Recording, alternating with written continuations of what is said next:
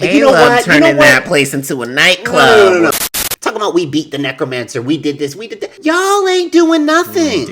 No, because you're a vampire. You're not Chance the Rapper.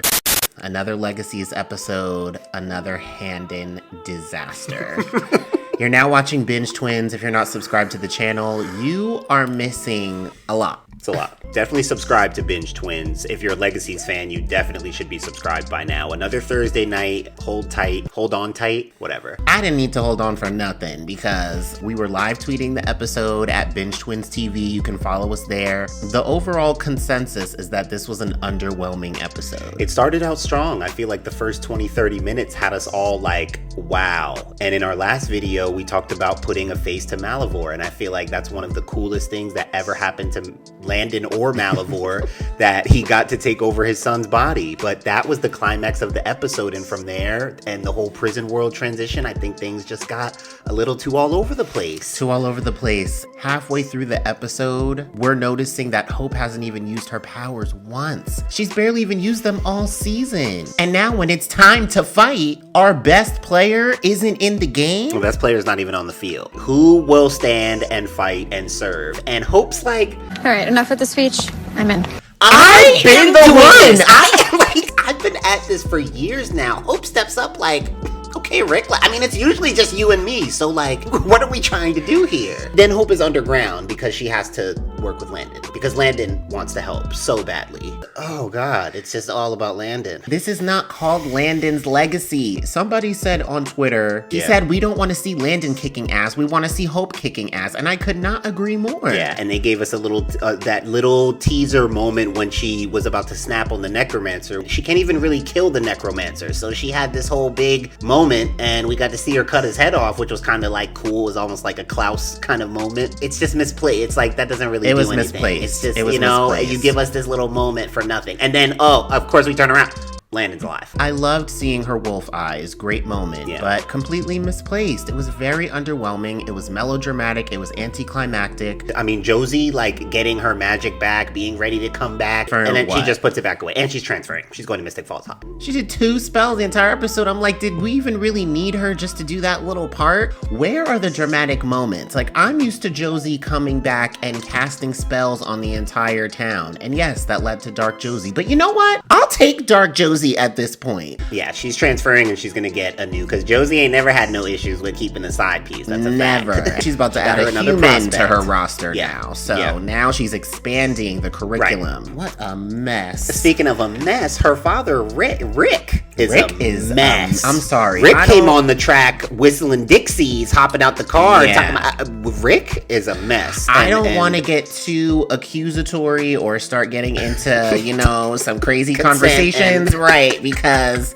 it was not okay for you to sleep with that woman knowing that she was compelled in any kind of way. I don't care what the terms and conditions were, or life or death. It's not okay. And then your kids know that you're sleeping with her? Unacceptable, Rick. You need to dial Rick's got to clean it up. You got to clean it up. Rick's got to clean it up. Clean it up. She was taking those whiskeys down. Now you want to bring her memories back. Okay, Rick. You thought MG was going to die, and I kind of saw it coming a little too. MG and Alyssa, like, I don't know if anybody's shipping them. Let us know in the comments. The kids say shipping now when you want people to be in a relationship. It's called shipping. Lord. If you're shipping MG and Alyssa Chang, leave a comment down below. Also, if you liked this episode, speak up. Don't be shy. Yeah, let us. I mean, there were things to like. I don't know. When it ended, we just, like, I don't know. It took us through a lot of range of emotions. Like, the ending was the worst part. That doesn't even qualify as a cliffhanger. Landon's in trouble again. We got to save Landon again. We got to go get Landon. Brett Matthews, one of the writers of the show, he tweeted the implication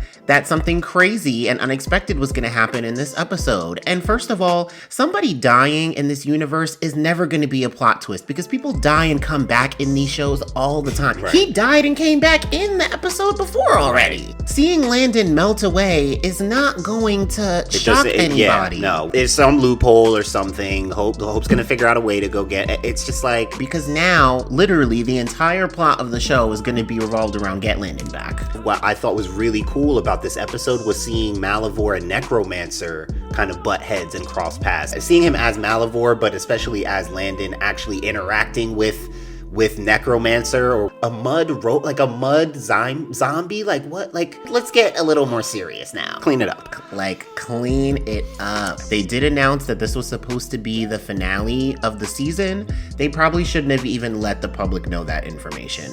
I was underwhelmed going into this episode thinking I'm about to see finale-worthy content. I was interested if Landon was going to go on as Malivore and Hope was going to have to try to figure out why is he acting so smooth and suave all of a sudden. He was Malivore. He was on his Stefan from Family Matters type stuff. Landon got all suave and his voice was just smoother and richer, and I could tell, but I'm sure she could tell when she kissed him something was different. Like everything, you could just tell he had a different vibe about him. I went into a little rabbit hole thought of my own that he might try to procreate with Hope as Landon because he became human so he could procreate to create vessels. So I thought he might see Hope like when he was looking at her like, oh, you're a weapon. Like I thought that was still Malivore talking like, this might not be too bad. Someone needs to do away with the prison world altogether. I'm tired of the prison world. Love them some prison world. They use that thing for everything. We got problems under the prison Send them world. to the prison world. Somebody create an ascendant. Yeah, an ascendant. It's just too much. Like, they use that thing up. Like, they got one for Roth. They got one for... It's just... It's a lot of too prison much. worlds. Yeah, it's too much. I would say poor Lizzie, but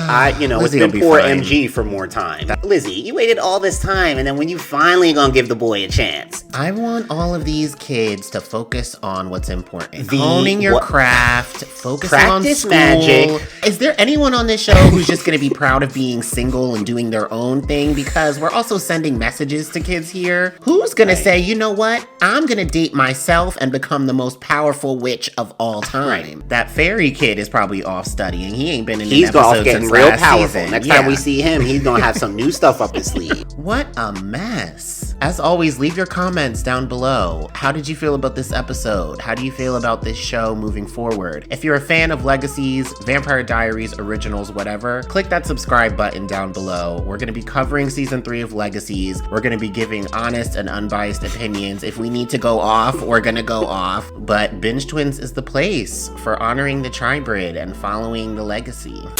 First of all, Caleb turning that place into a nightclub. No. Talking about we beat the Necromancer, we did this, we did that. Y'all ain't doing nothing. Do nothing. What is wrong with y'all? No, because you're a vampire. You're not Chance the Rapper. It's not time for a live performance all of a sudden. That school needs they need a Professor Umbridge. They need a Dolores Umbridge to come in. Charles Xavier to come in there and whip somebody into shape.